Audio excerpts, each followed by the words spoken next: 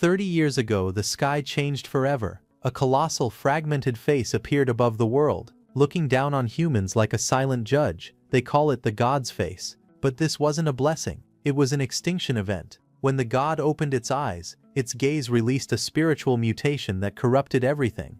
Animals turned into monsters, plants became predators, and humans? If you couldn't adapt, you either died, or you became something worse. This is the new era, an era where the very air you breathe is trying to kill you. In this chaotic world where crops and dead bodies are everywhere, our protagonist Chu Ching managed to survive, hunting crop-eating vultures for food. He once heard elders in the slums say that long ago this world had been prosperous and thriving, full of life. Then a torn face appeared in the sky, coming from the depths of a distant void. From that distant void it arrived, bringing destruction. Its aura spread across the entire world. All things withered. All beings perished. Less than 1 in 100 survived. After that initial catastrophic disaster, the survivors gave it a name. They called it the God. And the God, at intervals of several years, decades, or even over a century, would unpredictably open its eyes, continuing to bring disaster to the people of this land. Any area where its gaze fell became an eternal forbidden zone. 9 days ago, the area where its gaze landed was the place where Xu Qing lived. Under the god's gaze, some people turned directly into blood mist. Others mutated and became mindless aberrant beasts, and still others had their souls scattered, leaving behind only dark blue-black corpses. It seemed he was the only living person left in this city. He gritted his teeth, letting out a painful groan as he clutched his injured body. After steadying himself, a thought formed in his mind. Tomorrow he would absolutely need to check the pharmacy to see if there were any usable herbs. He moved forward alone through the ruined streets, clutching his cloak as the cold wind brushed past him. Then he noticed something. A man stood quietly in the ruins, bathed in a faint purple light. His eyes widened in shock. He remembered that purple light. It was the same light that descended when the god opened its eyes. After the god opened its eyes, the area it gazed upon formed a barrier for a certain period. People inside could not get out, and people outside could not get in. But once the blood rain stopped, the barrier dissolved and scavenger teams from the surrounding areas entered to loot anything useful. He looked up at the sky, where fragments still floated among the dark clouds. A firm resolve appeared in his eyes. If that purple light was a treasure, he would obtain it. He hid behind a broken wall and observed for a while. The person ahead had not moved at all. If the person was already dead, his corpse should be dark blue-black. If not, then it had to be due to the influence of the purple light. However, Xu Qing didn't know if the person was truly alive, or if it could be a trap. He decided to test it. From this distance, if something went wrong, he should be able to escape. He picked up a stone and threw it toward the man. The attack struck the figure directly, but unfortunately the figure showed no reaction and collapsed. From nearby, a large purple crystal was revealed. Seeing this, Xu Qing's eyes widened in shock. He realized it was a treasure. In the next moment, he grabbed the purple crystal as fast as he could. Meanwhile, the corpse that looked alive just a moment ago became dark blue-black again. After getting the purple crystal in his hand, Xu Qing felt different for some reason. His body felt lighter. His movements were faster than before. Without hesitation, he started running. At the same time, he clenched his fist and pulled the purple crystal close to his chest. His eyes were filled with urgency. He knew he had to protect the crystal first. Night was approaching. He needed to find a hiding place before darkness fell. He leaped forward, rolled across the ground and slid behind cover, hiding inside a cave. Moments later, he pressed his hands against the stone and blocked the cave entrance. He leaned back against the rock, breathing heavily. Cold air escaped his lips as he steadied himself, his eyes sharp and alert. He sat up straight and let out a strange shout, clutching his chest as pain surged again. When he looked down, his eyes widened. The wound on his body was healing. Shock filled his expression. He raised the purple crystal in his hand and stared at it closely. A thought formed in his mind. Perhaps this thing could keep corpses intact. And not only that, it could rapidly heal the injuries of the living. Looking at the corpse of the vulture, he hid the purple crystal inside the vulture's body to see if the crystal had any other effects. As the purple crystal pulsed inside the wound, it released a violent surge of energy. Blood splattered as the crystal trembled, its light growing brighter. Suddenly, the vulture came back to life and attacked. It screeched and struck down with overwhelming force, its beak slamming toward him. Xu Qing struggled to hold on, his face tightening in pain and shock. The bird's strength had grown far stronger than before. He could barely restrain it. In the next moment, he was knocked backward and crashed to the ground. Gritting his teeth, Xu Qing forced himself up and counterattacked. His blade flashed as he struck down hard, severing the bird's head. Blood sprayed across the ground. The bird's body collapsed, motionless, but he did not relax. He sat there, clutching the purple crystal, his eyes dark and cautious. With his current strength, he realized something clearly. He was not strong enough to protect such an extraordinary treasure, so he made a decision. The best method was to hide it, and there was no safer place than inside his own body. Without hesitation, he pressed the purple crystal into his wound. Blood splashed as the crystal sank in, purple light flashing violently. Cracks spread across the surface as the crystal shattered. Fragments dissolved into his flesh, merging completely. In the next instant, a terrifying surge of power erupted. Blue-green energy spiraled around his body, lifting him off the ground. His limbs trembled as the force poured into him, spreading through every vein and bone. His eyes widened in shock as he realized this was spiritual energy. He felt a surge of excitement as the thought crossed his mind that he could finally start cultivating this technique. A few days earlier, he had found this scroll while scavenging the city lord's mansion. The wound on his chest was a reminder of the mutant beast that had attacked him there. According to the bamboo slip, cultivation was divided into stages: chi condensation, foundation establishment, core formation, and nascent soul. The 10 levels recorded in this technique matched exactly with the 10 stages of chi condensation. He had already started practicing a few days ago, but the speed back then was nothing compared to what he was experiencing now. Dark purple energy wrapped around his body as something strange happened inside him. He could clearly feel impurities being expelled from his body again and again. Suddenly, he slammed his fist into the ground. Purple energy exploded outward, cracking the stone beneath him and sending debris flying. He stared at his fist in shock as the dust settled. Standing there in the broken pit, he clenched both hands, breathing heavily. After a brief pause, he let out a quiet sound of acknowledgement. He grabbed his left arm and felt a sharp stabbing sensation run through it. His brows furrowed slightly as he focused on the strange feeling. He quickly understood what had happened. This was what cultivators called a mutation point. It meant he had reached chi condensation level 1. Because spiritual energy was tainted by the god's aura, cultivators referred to the divine essence mixed with spiritual energy as impurity essence. When too much of this impurity accumulated inside the body, the cultivator would either die on the spot or transform into a mindless aberrant beast. Over countless generations, cultivation methods had been refined to separate this impurity essence from spiritual energy and compress it into specific points within the body. These points were known as mutation points. According to the Sea Mountain art, every new layer of cultivation added another mutation point along the left arm. Suddenly, Shu Qing felt something was off. He narrowed his eyes slightly, his expression turning alert. Something felt strange. He paused and listened carefully. The surroundings were unnaturally silent. Shu Qing slowly turned his head and pressed his ear toward the rock wall, his eyes widening slightly. He wondered why it was so quiet outside. Even if the beasts disappeared with daylight, as long as the Forbidden Zone barrier still existed, the sound of rain should not have stopped. That thought made his expression tighten. He shifted his footing and stepped forward cautiously. As he removed the rock that was covering the entrance of the cave, a sudden flash of light reflected in his eyes. Shu Qing lifted his head and looked outside. The sky was clear and blue, the sun hanging high above. Everything felt unreal. He stood there silently as memories surfaced. He had lived in the slums outside this city for 6 years. For all those years, this city had been the place he dreamed of entering every single day. Here he found a way to cultivate. Here he obtained the purple crystal. Here he survived. Shu Qing tightened his grip and thought that from now on he would keep surviving. No matter what happened, he would keep living. After that, he burned all the corpses of the people and wished them rest in peace. As he was about to leave, his eyes suddenly sharpened. Something felt wrong. A violent presence rushed toward him. From the burning ruins, a large bald man burst out laughing. He dragged a heavy weapon behind him as he stepped forward, flames lighting up his twisted smile. The man mocked him openly. He realized why there had been no corpses along the way. The bodies had all been gathered together and burned.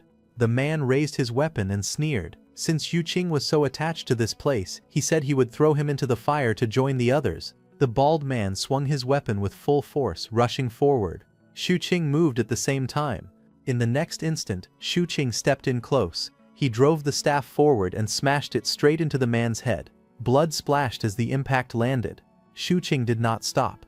His eyes stayed cold as he pulled out a short blade. He lunged forward and stabbed it deep into the man's leg. Blood burst out as the blade pierced through.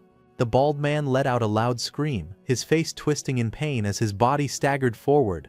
Shuqing leapt forward, gripping his weapon tightly as rubble scattered beneath his feet. The bald man roared in fury, lifting his axe high above his head. He shouted that he would kill Shuqing and brought the weapon down with all his strength. Before the blow could land, a sharp voice rang out. Someone shouted for him to stop.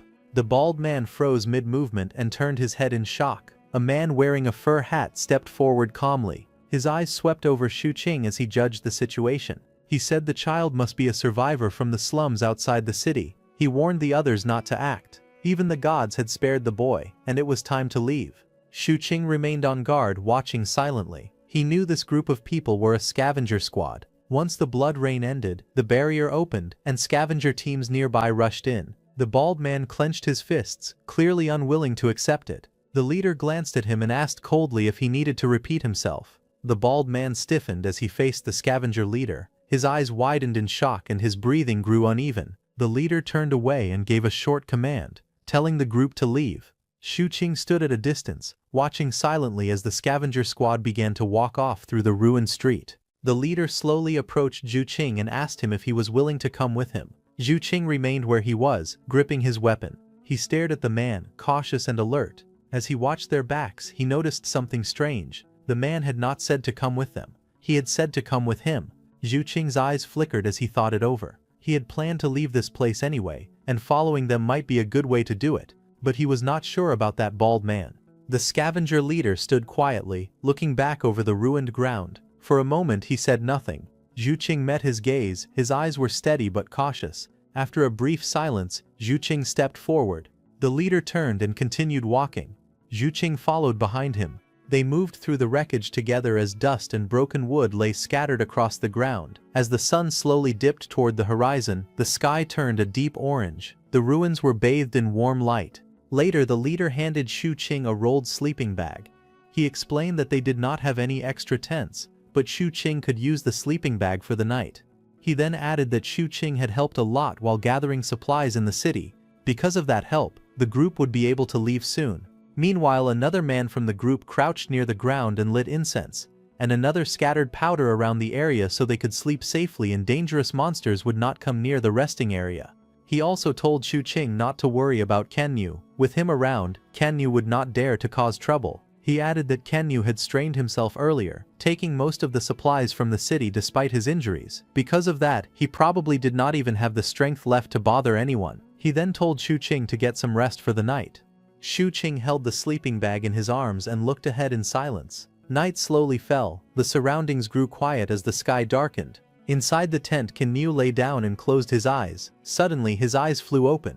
A sharp pain struck as blood splattered. His expression twisted in shock as his body tensed. Shuqing decided to kill him, thinking that he could not rest easy, not until everyone who threatened him was gone. Shuqing tightened his grip on the dagger and moved forward. After that, Shuqing crouched, grabbed a small pouch, and took out a snake head from it. He knew that as long as the fangs pierced in, the body would dissolve completely. He then pushed the snake's sharp fangs into Kenyu's body. Venom dripping from the snake's fangs entered Kenyu's body. After that, Kenyu's body dissolved, melting like liquid, not even leaving his bones, erasing all traces. Shuqing looked down silently, his expression calm as the scene finished. He thought to himself that he had already disposed of the man's gear. This way it would look like the person had simply vanished. After that, Shuqing went back to his blanket, resting quietly. Morning came. Shuqing sat up suddenly, his eyes widening as a sharp sense of unease hit him. He turned his head and stared ahead, and saw that Kenyu's tent was gone. His breathing tightened as the realization set in. He clenched the tent pole and stared at the empty space, shock flashing across his face. He demanded to know who had done this. Meanwhile, the scavenger group talked quietly among themselves. The scavenger leader told his group members that Kenyu probably wanted more supplies and had slipped away during the night without telling anyone. They decided there was no need to worry about him and chose to head straight back to camp. Hearing this, Shuqing froze. Shock flashed across his face and a bead of sweat slid down his cheek. Just then, the scavenger leader stepped forward and stopped in front of him. He asked whether Shuqing was still coming with him. Shuqing stayed silent for a moment. Then, after a brief pause, he agreed to go with the scavenger leader. Sometime later they arrived at camp. However, to become a part of the camp, Shuqing had to prove his strength and show that he was capable of becoming part of the camp, so he had to fight a giant python. The giant horned python opened its mouth wide and lunged forward. Shu Qing reacted instantly. He clenched his fist and struck the snake's body with full force. The impact echoed as his attack smashed into its scales again and again. The python's massive body twisted violently as it was driven back. In one swift motion, Shu Qing leapt forward and brought his blade down. Blood sprayed into the air as the strike landed cleanly. The snake let out a final roar before its body collapsed heavily to the ground. Afterward, Shu Qing examined himself. Over the past 2 days of cultivation, the mutation points on his body had grown darker, and a faint pain lingered beneath his skin. He remembered hearing hunters from his homeland say that the bile of a giant horned python could reduce bodily corruption. Later, nearby onlookers stared in disbelief at the fallen corpse. They whispered that the giant horned python had died just like that. They remarked that the boy looked young, yet he had actually managed to kill such a monster. Someone asked who had brought him here, but another quickly stopped the discussion, saying he was with Captain Lei. In the end they could only sigh, saying that Captain Lei had been incredibly lucky to find such a talented youth. After that night, Shu Qing traveled with Captain Lei for 7 more days. Eventually they left the Forbidden Zone and arrived at a scavenger camp. After staying in the Forbidden Zone for so long, he could clearly feel the difference the moment he stepped out. It felt as if the inside and outside were 2 completely different worlds. Next to the scavenger camp, there was another Forbidden Zone. If given a choice, no one would want to live near such a place. The constant threat of danger hanging overhead every moment was unbearable. Only those driven by desperation gathered here, outlaws with nothing left, eyes filled with bloodlust, surviving on the edge with blades in their hands. Shu Qing walked forward, carrying the remains of a snake. Captain Lei congratulated him and told him that he had passed the camp's beast trial and was now allowed to stay. After hearing that, Shu Qing asked if he could live at Captain Lei's place. Captain Lei agreed without hesitation. Shu Qing remembered that Captain Lei had mentioned liking to eat snakes, so he handed the snake over to him. Captain Lei laughed loudly and told him not to worry. Meanwhile, from a distance, a hooded figure watched Shu Qing.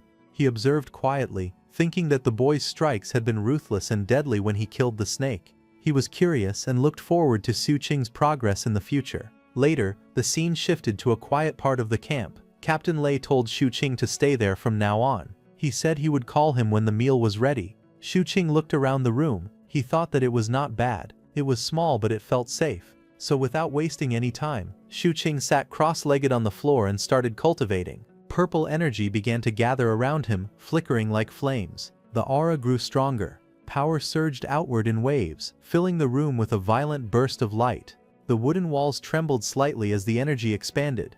Calm and focused, he finally broke through. Now he had broken through to Qi condensation level 2. He felt the new strength flowing through his veins. Just then, Captain Lei called out to him, asking him to eat. He paused for a moment before standing up. From the doorway, he looked at the table filled with food, bowls of soup, plates of meat, vegetables and roasted dishes laid out neatly. He stared silently. Captain Lei noticed his reaction and told him to stop staring and sit down so they could eat. Shu Qing leaned over the table, still staring at the food. He suddenly felt uneasy and asked if there was someone else there. Captain Lei smiled gently and told him not to be nervous. He said it was just a habit of his. Looking at the empty chair beside the table, Captain Lei explained that the seat was for someone who would never return. For a brief moment, silence filled the room. Then Shu Qing stopped thinking and began eating. He grabbed a large handful of rice and meat, stuffing it into his mouth in big bites, chewing loudly without caring about manners. Captain Lei let out a soft sigh. He reached out and lightly tapped the boy's hand with his chopsticks, telling him to use them instead. Shu Qing froze, his cheeks puffed with food. Awkwardly, he watched as Captain Lei picked up a piece of food properly with the chopsticks and placed it in front of him, silently teaching him the right way to eat. Shu Qing stared at the chopsticks in his hand, holding them stiffly as if they were weapons instead of utensils. His fingers trembled slightly as he tried to adjust his grip. Across the table, Captain Lei watched quietly. When Shu Qing finally managed to clamp the chopsticks around a piece of meat, he lifted it awkwardly, his hands shaking as he tried not to drop it. Seeing Shu Qing like this, Captain Lei burst into loud laughter. He laughed heartily, clearly amused by the boy's serious expression and clumsy attempt. After calming down, Captain Lei told Shu Qing that the python he had brought back was hefty enough and should last half a month. He added that the skin and bones were valuable too. Hearing this, Shu Qing told Captain Lei to consider the meat his thanks for the buns and the sleeping bag he had given him along the way. He also said the skin and bones were a token of gratitude for covering up what had happened with Kan Yu's tent. And as for rent, Su Qing told Captain Lei not to worry, he would pay it regularly, so there was no need to deduct everything at once. After hearing this, Captain Lei sighed. He set his chopsticks down on the table and looked at Su Qing seriously. He told him that his squad was called Thunderstrike. There were 4 members in total. The other 3 were currently out on a mission. Once they returned, he would introduce the boy to them. So from now on, Su Qing would be with them, taking jobs and earning what they needed to survive and cultivate. Su Qing listened quietly, his cheeks still slightly puffed from food. After swallowing, he simply nodded and agreed. As they continued eating, Captain Lei suddenly coughed a few times, then coughed harder. Waving his hand lightly, he said that he was too old to eat much and told the boy to finish the rest. Standing up from the table, he added that in a few days, once everyone was back, he would take the boy on a trip into the Forbidden Zone. Su Qing froze slightly at those words. If he was heading into the Forbidden Zone, he knew he would need to prepare. Lowering his gaze, he thought to himself that he would need to strengthen himself first. The next day, under the bright morning sun, Su Qing clenched his fist. Purple energy spiraled tightly around it, surging in waves as power gathered at his knuckles. The force vibrated through his arm. After a moment, he lowered his fist and examined himself. Sweat ran down his bare torso, and faint scars marked his skin. He quietly admitted that it was not bad. He could clearly feel his strength increasing. Just then, Captain Lei's voice called out, telling him to come out to the yard. Su Qing paused, then stepped forward. Outside, the yard was quiet. Captain Lei prepared dinner and asked Su Qing to eat. He remarked that over the past few days, Su Qing had used the excuse of buying new clothes to look around the camp. He then asked how it was now, whether he was familiar with the layout. Su Qing answered calmly, saying that he was pretty much familiar with the camp by now. Noticing his gaze drift toward the food, Captain Lei asked if he was hungry. He told him to hold on and wait a bit for them. Su Qing blinked in confusion and asked who he meant by them. Captain Lei smiled and told him that it was the Thunder Squad. At that moment, heavy footsteps approached from outside. A massive figure stepped into view, carrying 2 enormous spiked weapons that looked heavier than iron pillars. His presence alone felt overwhelming. He announced that they were back. Su Qing's eyes widened as he sensed the terrifying aura radiating from the man. It was as intimidating as the powerful beasts he had encountered in the ruins. He couldn't help but think that the 2 weapons the man carried probably weighed more than he did. The giant placed a huge hand on the table, making it tremble slightly. Behind him, 2 more figures appeared. One was a tall man dressed like a wandering swordsman, his face partly covered, his eyes sharp and observant. Beside him stood a silver-haired woman with a confident smile. They were members of the Thunder Squad. The silver-haired woman stepped closer and bent down slightly, studying Su Qing's face with curiosity. Behind her, the masked archer narrowed his eyes, his sharp gaze locking onto the boy as if trying to see through him. A moment later, one of them spoke up, teasing their leader. He asked how it was that after just one trip out, the boss had somehow come back with a kid. Another voice followed with a laugh, joking that the boss still had some fire left in him. He asked whether they had been called back just to hear that their boss had been secretly raising a child outside. Then someone added dryly that the age did not match, though. Su Qing lowered his gaze slightly, sweat forming at his temple. From the corner of his eye, he carefully observed the 3 of them. He could clearly sense it now. All 3 were strong. Their presence pressed down on him like an invisible weight, especially the one carrying the bow. Captain Lei broke the tension and calmly said they should eat first and talk while they ate. After everyone settled, Captain Lei began the introductions. He first introduced the muscular giant, explaining that he practiced Mangui body refinement and had reached level 3, born with extraordinary strength. Next, he introduced the silver-haired woman. She was at Qi condensation level 3 and could communicate with beasts. Most of the wild dogs around the camp served as her eyes and ears. Then he spoke of the masked archer. He had reached cross Qi condensation level 4 at its peak and rarely met an equal within his realm. Finally, he mentioned the boy, stating plainly that he was at body refinement level 2. Captain Lei then explained why he had called them back. The camp leader had issued a new task. Besides the usual bounty for collecting 7-leaf grass, the team with the largest harvest would also receive 3 dust-clearing pills, far more potent than ordinary purity pills. He added that they could harvest from the area they had secretly kept hidden within the Forbidden Zone and asked what they thought. After hearing the proposal, the group agreed without much hesitation. Captain Lei nodded and made the decision. Since everyone agreed, they would prepare immediately and head out right after eating. He added that the kid would be coming along as well. Su Qing's eyes sharpened as he recalled something Captain Lei had mentioned before. Purity pills could help cultivators cleanse impurities within their bodies, but dust-clearing pills were even stronger. He wondered if he could get one of those. Just as the decision was made for him to join, the masked archer suddenly spoke. He told the boss to wait. He pointed out that the boy was only at body refinement level 2. If they brought him along, they would have to look after him while working. He could only slow them down. The muscular giant glanced at the boy with a faint smirk, clearly amused. The silver-haired woman rested her chin lightly on her hand, watching the scene with interest. Meanwhile, Shu Qing lowered his head and continued eating quietly, pretending not to hear the discussion about him. Captain Lei looked at the boy from the corner of his eye, his expression calm but serious. He told him that it was his choice. The yard fell quiet for a moment. Shu Qing lowered his head slightly, still holding his chopsticks. His clothes were worn and faint scars marked his skin, but his grip was steady. Then he raised his head and looked straight at Captain Lei. He said that he could do it. The masked archer's eyes shifted, studying him carefully. The muscular giant widened his eyes slightly, clearly not expecting such a firm answer. The silver-haired woman rested her chin on her hand, surprise flickering across her face as she watched the boy. Captain Lei closed his eyes briefly and smiled faintly, lifting his bowl as if nothing unusual had happened. The decision had been made. After finishing eating, the group stepped onto a barren stretch of land. Dust swirled across the cracked ground, and scattered rocks lay half buried in the sand. Suddenly, 2 black dogs rushed forward, growling as they ran toward the group. The silver-haired woman reacted instantly. She stepped in front of them and scolded them sharply, calling them little brats. The dogs halted beside her, their bodies trembling slightly as they lowered their heads. From a short distance away, a figure watched the scene silently. He remarked that the dogs she had raised did not taste half bad. The savage man threw the dog meat back and laughed, blood still staining his mouth. He said that he was just wondering how her flesh might taste. The silver-haired woman's expression instantly darkened. Her long hair whipped behind her as killing intent burst from her body. She shouted that he was asking for death.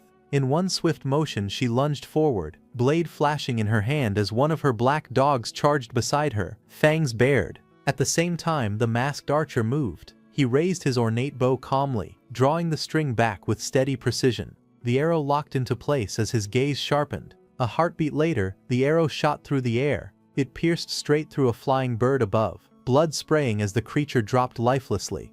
The bald man who had been controlling the bird collapsed. Blood burst from his mouth as he let out a strangled cry. He staggered back and dropped to his knees, clutching his throat as more blood spilled between his fingers.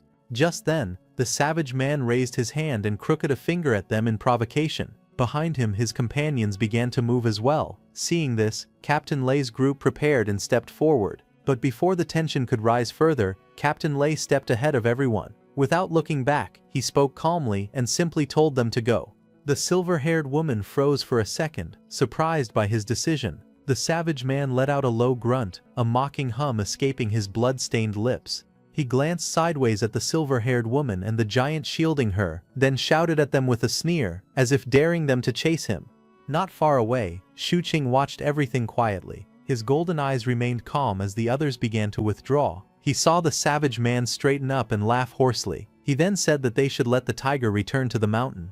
With that, Captain Lei's group turned and began retreating. Deep within a dark forest filled with twisted, lifeless trees, the Thunderstrike squad moved forward carefully. Their silhouettes glowed faintly under the dim light filtering through the tangled branches above. Captain Lei led the way without speaking. A faint rustling echoed through the trees. Shu Qing suddenly felt a heavy killing intent. He quickly gripped his weapon and moved carefully. Captain Lei moved steadily at the front, with Shu Qing following close behind him. Without turning his head, Captain Lei warned him to stay close. The paths here were strange. His eyes alone could not tell which ones were safe. He added that if he got separated by accident, he might just end up as fertilizer. Shu Qing nodded immediately and answered that he understood. From behind, the masked archer stepped closer, his sharp gaze scanning the surroundings. He reached out briefly, steadying Shu Qing and guiding him back into position. In a calm but serious tone, he told him to keep an eye on his mutation point. The forbidden zone was thick with impurity essence. He warned him to stay constantly alert. Once the level exceeded his limit, no one would be able to save him. The masked archer slowed his steps and glanced back over his shoulder. Reaching into his pouch, he took out a small white pill and held it out to Shu Qing. He told him to put it in his mouth. It could suppress the mutation point. Shu Qing blinked in surprise, staring at the pill resting in the archer's gloved hand. For a moment, he hesitated. Then he accepted it and placed it into his mouth. After swallowing, Shu Qing looked up and quietly thanked him. The archer gave a small nod and turned his gaze forward again. Suddenly, his eyes narrowed sharply. In the distance, deep within the dark trees, a large shadow moved. Without wasting a second, he raised his ornate bow. Green energy spiraled around the arrow as he drew the string back to its limit. His voice cut through the silence. He warned the others that something was there. From the darkness ahead, massive figures burst forward. Two enormous wolves leapt out first, their bodies covered in rough black scales. Their red eyes glowed fiercely, and their jaws stretched wide, revealing rows of sharp fangs as they lunged. Behind them, more shapes moved. The giant from Thunderstrike stepped forward without hesitation, slamming his shield into the ground and raising his spiked weapon. One of the squad members exclaimed that these wolves usually lived near the border between the inner and outer parts of the Forbidden Zone. There was no reason for them to appear here. Shu Qing's eyes widened as he quickly counted under his breath, but when he looked deeper into the forest, his heart sank. In the darkness, countless pairs of red eyes flickered to life. Low growls rumbled from every direction, echoing through the trees as more wolves revealed themselves. They were everywhere. Shu Qing realized with a chill that there were not just dozens, there were hundreds of them deeper inside. Captain Lei stepped forward, purple energy gathering around his hand as he faced the advancing wolves. He ordered everyone to retreat first and declared that he would hold them off. The giant warrior tightened his grip on his shield, while the archer and the silver-haired woman prepared to move. There was no hesitation. They turned to withdraw. The archer shouted for everyone to move. The team began pulling back through the trees, trusting their captain to cover them. As they retreated, the archer suddenly looked back and noticed the boy still standing there. He shouted at Shu Qing, telling him to run. He yelled that Captain Lei was the leader for a reason. His strength, courage, and judgment in the face of danger were far beyond theirs. Standing there like an idiot would only hold him back. Meanwhile, the muscular warrior swung his massive shield and weapon in a wide arc, forcing the nearest wolves to stagger back. His voice boomed through the forest as he ordered the others to use the trees for cover and set up a defensive line immediately. The team reacted at once. The archer and the silver-haired woman leapt backward, using the trunks as protection while repositioning themselves. Wind and dust swirled around them as the wolves lunged from all sides. Before the beasts could close in completely, Captain Lei stepped forward. Purple energy flared around his fist, crackling violently as he drew his arm back. A wolf snapped its jaws toward him, but his punch struck first. The blow landed with explosive force, purple power bursting outward like a shockwave. The impact shook the ground, sending debris flying as the wolves were blasted away. Captain Lei stood at the center of the eruption, his body surrounded by raging violet energy, holding the line against the advancing pack. Just then, a loud roar echoed through the forest as a massive wolf leapt down from above, its jaws wide open and fangs glistening in the dark. Captain Lei reacted instantly. He twisted his body and raised his arm, purple energy swirling tightly around it like a burning aura. He punched the wolf, crashing it into the ground. Not far away, Shu Qing watched in shock. His eyes widened as he saw the wolves surrounding Captain Lei. From the side, Cross, with a sharp gaze, shouted urgently, telling Shu Qing to fall back. He assured him that his turn to fight would come later. Hearing this, Shu Qing clenched his fist tightly around his weapon. His knuckles turned white as determination filled his eyes. Then, without hesitation, he lowered his stance and dashed forward across the forest floor. Behind him, Captain Lei was still battling the wolves alone. As Shu Qing rushed forward, not far away, a muscular man, Man Gui, crouched behind a large shield, bracing himself near Captain Lei to help him. Meanwhile, the silver-haired woman Lo Anya formed a hand seal, activating a defensive formation. Seeing this, Shu Qing calmly analyzed the situation. He knew he had more or less figured out their combat strategy. Each person kept a certain distance from the others, forming layers of obstacles. The shield-bearer stood at the front. The fighter with the purple aura held the center. The spellcaster stayed behind. By spacing themselves out, they allowed everyone to maximize their strength while gradually weakening the wolf pack. From atop a thick tree branch, Cross gave a clear order. He told Shu Qing to take the direction 200 zang behind them. Shu Qing did not hesitate. He immediately answered that he understood and sprinted deeper into the forest. Moments later, two loud explosions echoed through the trees. Yellow bursts of light flared on the forest floor, sending dust and debris into the air. From the shadows, the wolves burst out of the smoke, their red eyes glowing as they charged straight at Captain Lei. He did not panic. Purple energy flared around his arms as he crossed them in front of his chest and lowered his stance. The ground cracked beneath his feet as he pushed forward instead of retreating. One massive wolf opened its jaws wide, roaring as it lunged at his throat. Its fangs glistened, saliva flying through the air. In the next instant, Captain Lei moved, slipping between snapping jaws and slashing claws. Behind him, the muscular shield-bearer stepped in at the perfect moment. With a powerful swing of his heavy spiked weapon, he brought it down with crushing force. A wolf was struck head-on. A loud crack echoed through the forest as the beast's body twisted from the impact. Blood sprayed into the air, and its roar turned into a pained howl. Just then, a massive wolf opened its jaws to attack Mangi from behind. But in the next second, a brilliant beam of green light shot down from above, killing the wolf instantly. It was Cross who watched the battlefield closely. He tracked the wolf's movements with focused attention and gave long-range support to his group. Xu Qing observed the battlefield calmly and analyzed their method. By intercepting the wolves in small groups, they were able to fight in cycles. While one group engaged, another could pull back and recover. In this way, everyone still had time to rest. That way, no one would risk mutating all at once during prolonged battles in the Forbidden Zone. This coordination and trust between them was not something ordinary squads possessed. Was this Captain Lei's scavenger squad? The discipline behind their teamwork was clear. But the fight was not over. Another massive wolf stepped forward, its red eyes glowing fiercely as it bared its fangs. More beasts gathered behind it, their bodies tense and ready to charge again.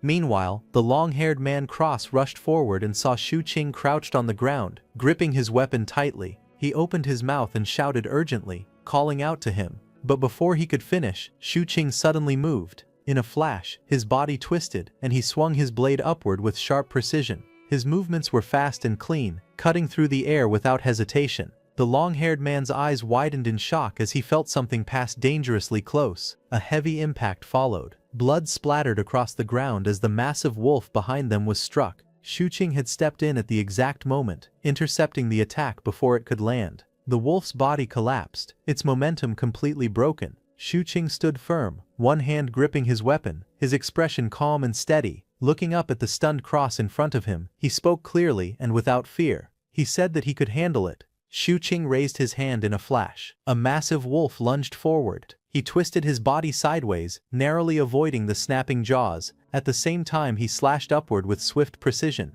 Blood burst from the wolf's face as the blade cut deep, forcing it back mid-air. Another wolf leapt from the side, claws extended, but Xu Qing did not retreat. He pivoted on his heel and swung his blade in a wide arc. A pale blue trail followed the strike, slicing cleanly through the air. The wolves froze for a split second, their bodies jolting from the sudden impact as the slash tore across them. Blood slowly dripped from the edge of his blade. Xu Qing stood there breathing heavily. His face was stained with blood and his mouth was slightly open as he gasped for air. His arms trembled from the strain, yet he did not lower his weapon. Not far away, the long-haired man watched him with a serious expression. Sweat ran down his face as realization dawned on him. No wonder Captain Lei had taken an interest in this boy. In the dark forest, a larger wolf stepped forward. Its red eyes burned fiercely, and several pairs of glowing eyes appeared behind it in the shadows. Xu Qing tightened his grip on the sword and steadied himself. He thought that the purple crystal could restore his stamina and heal his wounds, but it could not replenish his spiritual energy. But luckily he was a body cultivator.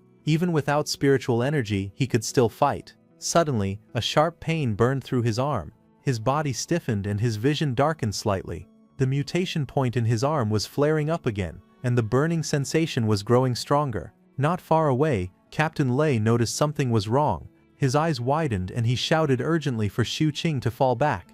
Xu Qing dropped to one knee, coughing heavily as sweat rolled down his face. In front of him, several wolves with glowing red eyes slowly advanced, their growls low and threatening. Before he could fully recover, a massive wolf leapt forward, its jaws wide open and claws extended. However, Xu Qing lifted his head. His eyes had turned sharp and golden, filled with fierce determination. In the next instant, the giant wolf lunged toward him, its mouth stretching wide as it aimed to tear him apart. However, Xu Qing did not retreat. With both hands gripping his blade, he thrust upward with all his strength. The weapon pierced straight into the wolf's open mouth, tearing through flesh and bursting out the back of its neck. Blood sprayed into the air as the beast's roar turned into a choking gurgle. The massive body crashed heavily onto the ground, trembling once before going still. For a brief moment, everything became quiet. Shuqing blinked, his golden eyes flickering slightly. He wondered if what he had just felt was only his imagination. He stepped back and stared at the corpse of the black-scale wolf lying before him. Its enormous body sprawled across the forest floor, blood slowly soaking into the grass. Then something strange caught his attention. The wolf's shadow on the ground was not normal. It was moving. Slowly, the dark shape beneath the corpse began to distort and melt, spreading unnaturally across the ground like liquid ink. It rose from the ground in a distorted shape, writhing unnaturally as if it had a life of its own. Shuqing froze, staring at the dark mass that no longer matched the wolf's corpse.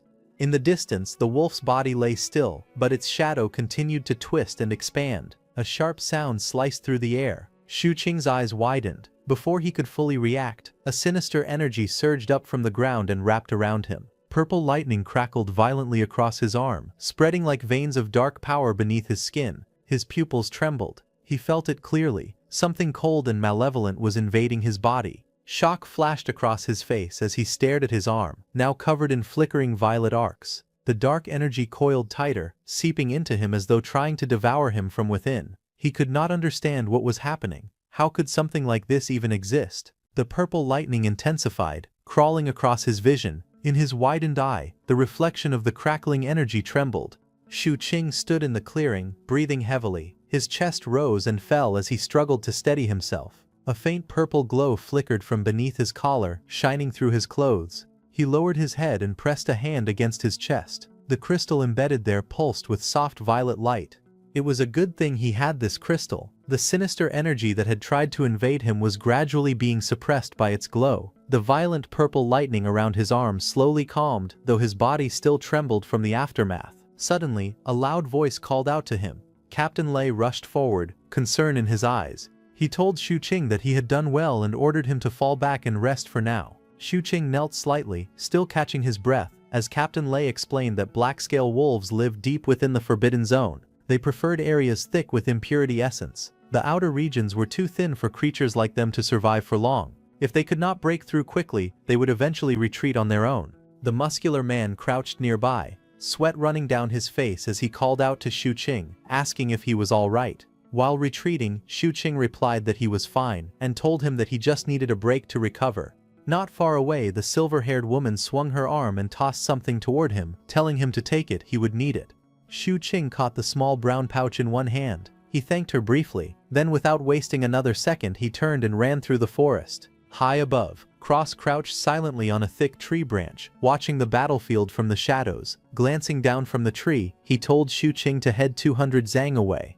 Deep in the dark forest, Shuqing stopped beneath a tall tree, the cold wind brushing past the bare branches above him. He opened the small pouch and poured several white pills into his palm. He knew he needed to recover as fast as possible.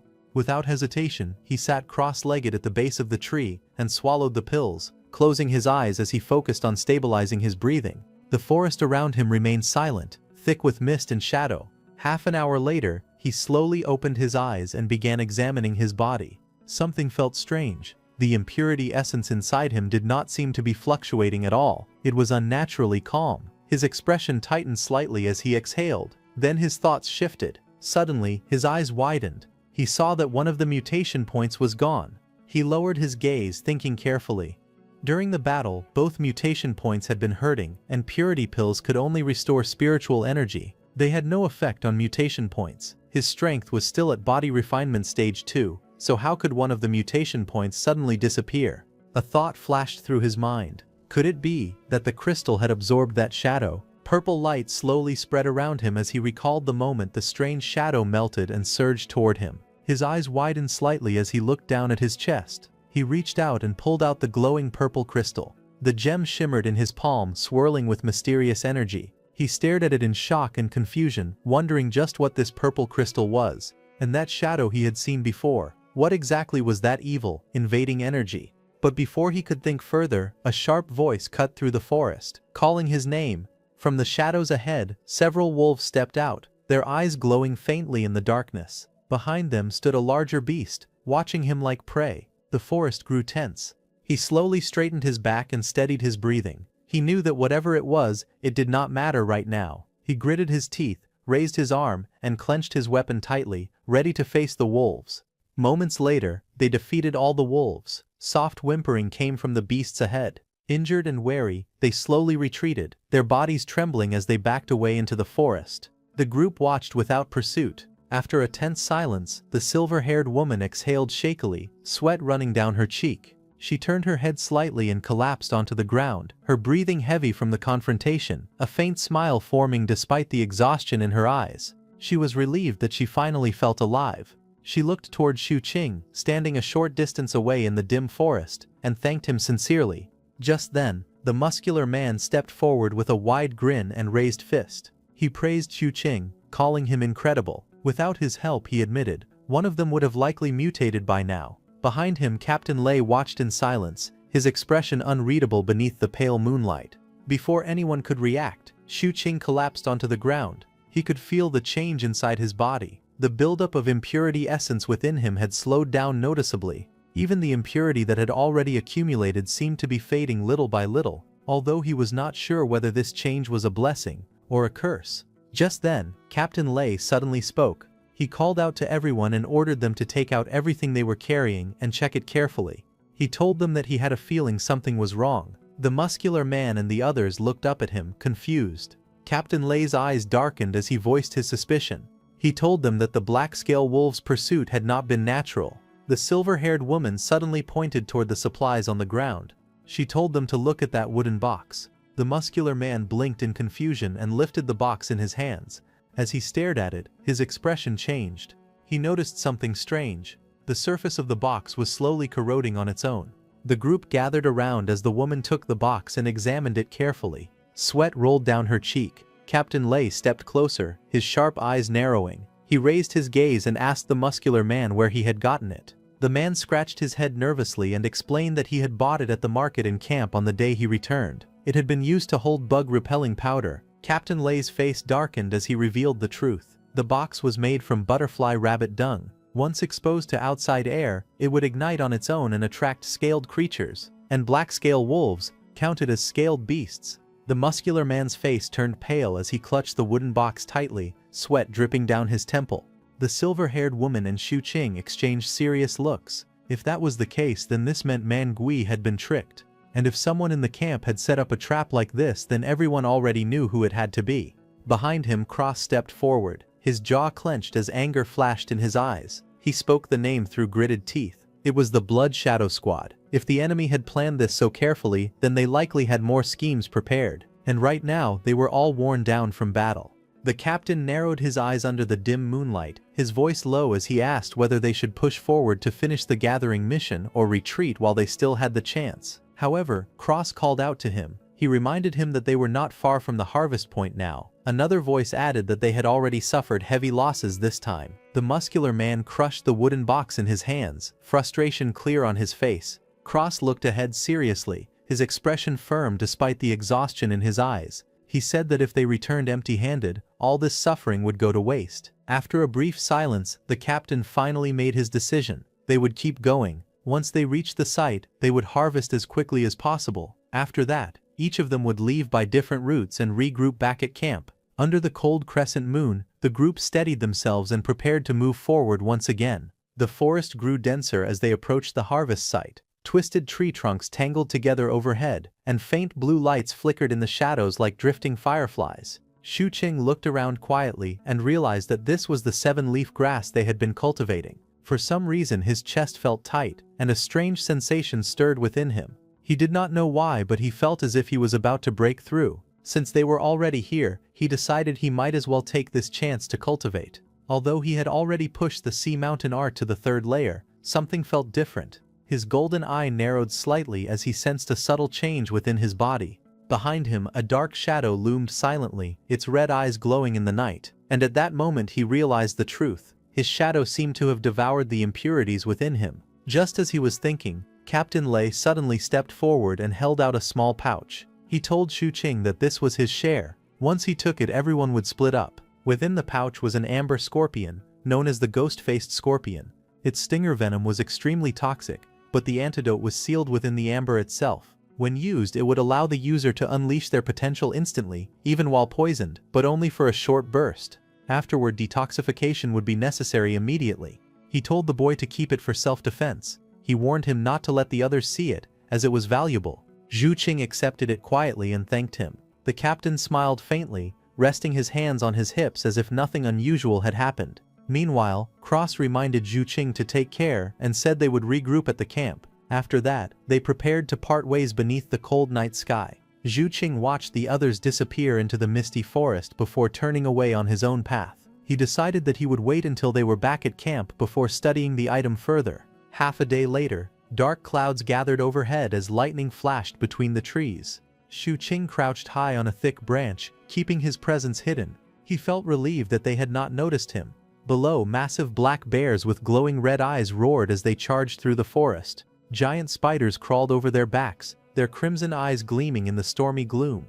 The air trembled with their movements. Suddenly, something shifted. Zhu Qing's eyes widened as he lost his balance on the branch. From below, a voice shouted Mangui's name in shock.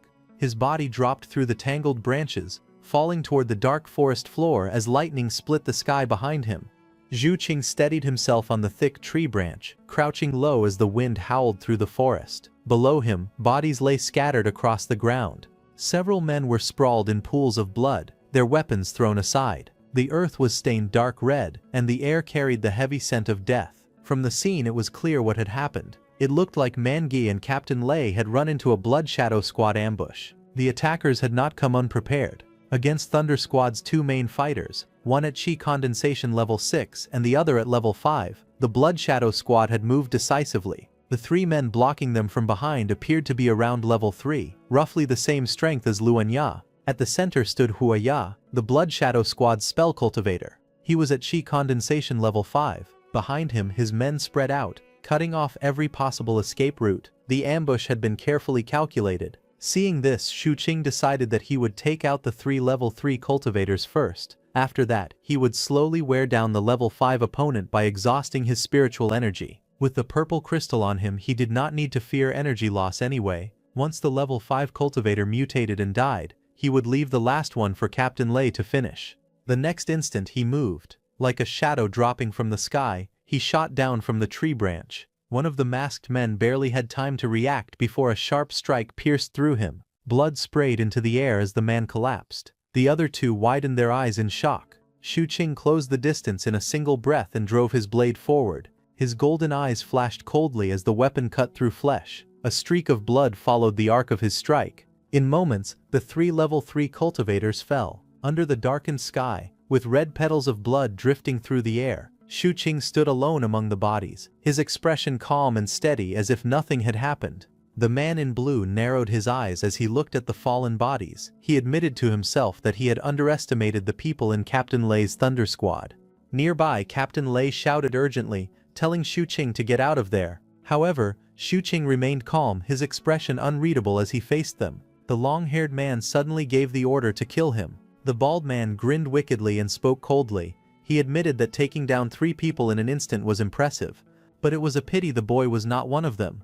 Before they could move further, Zhu Qing's eyes sharpened. He decided to strike first. His body shot forward like a blade cutting through the wind, closing the distance in a flash. The bald man watched his reckless charge and sneered, calling it foolish. Zhu Qing did not slow down. He twisted mid-air, gathering power into his arm. Veins stood out along his forearm, as energy surged through his body. His golden eyes burned with determination. With a fierce shout, he drove his fist downward. Green light exploded from the point of impact. The earth shattered beneath them, cracks spreading like a spiderweb across the ground. Fragments of stone and dust shot upward as the force of the blow rippled outward. The shockwave tore through the forest floor, sending debris flying in every direction. But the backlash was just as violent. Zhu Qing crossed his arms in front of his chest as the remaining force rebounded. He was pushed backward, his boots skidding across the ground. The bald cultivator straightened slowly and looked at the boy with contempt. He said that a mere body cultivator like him was not fit to face a spell cultivator. On top of that, the boy was only at level 3. Thinking he could match the strength of a level 5 cultivator was pure stupidity. Zhu Qing tightened the bandage around his wrist, his expression calm but focused. The bald man smirked and added that the boy certainly did not hesitate to throw himself into danger. Then he called out sharply for Huoya to hurry up. With a confident grin, he declared that under his fireball spell, the little wolf cub would become nothing more than a charred corpse. He raised a single finger. At once 3 dark green fireballs ignited in the air, swirling with eerie flames and thick smoke. The energy around them vibrated violently as the spell took form. With a sharp command, the fireballs shot forward. They tore through the forest like blazing comets, streaking toward Xu Qing at terrifying speed. Xu Qing reacted instantly, pushing off the ground and dashing sideways. One of the green fireballs roared past him, missing by a narrow margin as he continued to sprint across the battlefield, the flames chasing close behind. The bald cultivator sneered as the dark green fireballs roared through the air. He told the boy not to waste his energy, declaring that there was no way he could dodge the attack. The green flames spiraled violently, dripping with corrosive energy as they tore across the forest. Suddenly, Xu Qing twisted mid-motion and grabbed one of the enemy's dead bodies from the ground and threw it toward the green fireballs. But to his surprise, the fireball's burning speed was too fast. The dead body he had just thrown burned instantly. The bald cultivator's grin widened. He mocked the boy's recklessness. In the next instant, one of the blazing green fireballs slammed downward with explosive force. It crashed into the ground, erupting into a swirling sphere of dark flames that swallowed everything in its path. From mid-air, Xu Qing's eyes widened. He understood immediately that